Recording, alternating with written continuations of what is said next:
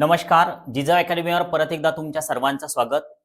नीटची नोटीस आहे, तर त्यानुसार आपलं रजिस्ट्रेशन सुरू आहे. पण ह्याच्यात महत्त्वाची अडचण काय येऊन राहिली, की आता बरेचसे WhatsApp मेसेज सुद्धा आहे आपल्या अकॅडमीच्या नंबरवर, की सर आम्ही स्टेटमध्ये ओबीसीमध्ये आहे, पण सेंट्रलमध्ये जनरलमध्ये आहे. तर त्यामुळं आपलं जे ओबीसीचं सर्टिफिकेट आहे, तर ते आमचं सेंट्रलचं निघत नाही. मग अशा वेळेस काय करावं? किंवा मग काय झालं, की पूर्ण फॉर्म भरून झाला काही लोकांचा. पण जेव्हा पी-डी-एफ डाउनलोड केलं किंवा शेवटच्या पेजवर गेले, तर त्यावेळेस एक रेड कलरमध्ये मेसेज आला. परत काय झालं, की समजा जे फिंगरप्रिंट आहे, तर ते अपलोड करताना कुठेतरी कमी जास्त झालं. म्हणजे डबल-डबल झालं. एकाच ठिकाणी 2 वेळेस ते टेकवलं गेलं. पहिल्यांदा ते थोडं ब्लर आलं टेकवल्याच्या नंतर कागदावर आणि नंतर मग परत त्या विद्यार्थ्यानं शाईमध्ये बोटं टेकवले आणि परत ते हे केलं आणि ते अपलोड करून दिलं.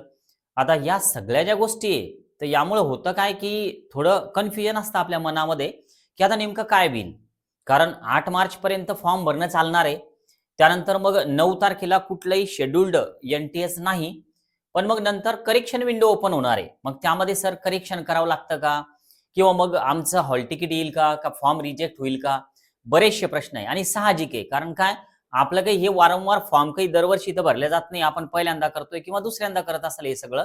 तर त्यामुळं पॅनिक सिच्युएशन क्रिएट होते आणि हे दरवर्षी असतं. तर त्यामुळे घाबरून जाऊ नका.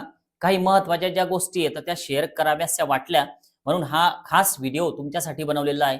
बघा पहिला विषय असा आहे, की सर करेक्शन विंडोमध्ये काय-काय करेक्ट करता येईल?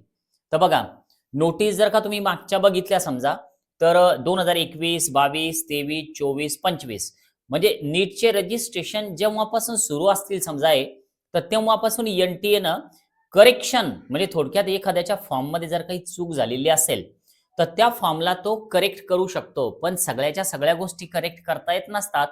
त्यातल्या काही ज्या गोष्टी आहेत, तर त्याच करेक्ट होतात. मग आता कोणत्या नेमक्या करेक्ट होतात?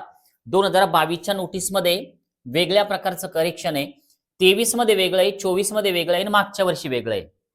थोडक्यात एकच आहे, की सर आधार कार्ड करेक्ट करता येईल का? टाकलेले डिटेल्स किंवा मग सर अपर आयडीला नो केलेलं आहे, पण अपर आयडी आहे, पण येस केल्यामुळे ते पुढे जात नव्हतं. त्याला करेक्ट करता येईल का?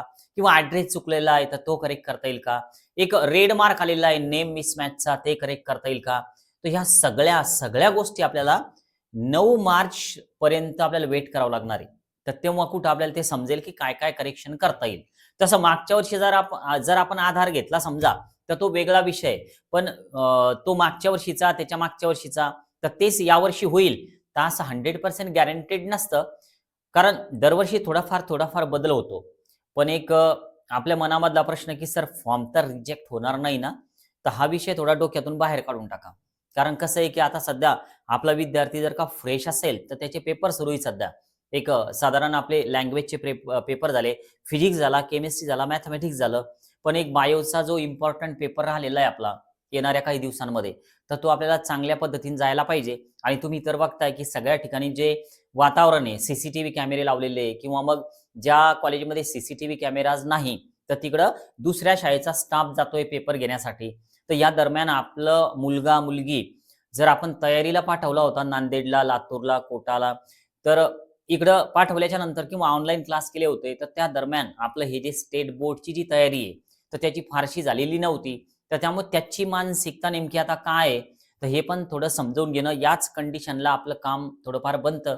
तर त्याकडं पण थोडं लक्ष द्या. थोडक्यात हा जो फॉर्म आहे, तर हा रिजेक्ट होईल असा विषय तुमचं पेमेंट झालं ना, नंतर करेक्शन विंडोमध्ये बघू आपण काय होईल तर. त्यावेळेस अपडेट व्हिडिओ बनवील व्यवस्थित आणि त्यावेळेस तुम्हाला सांगेन.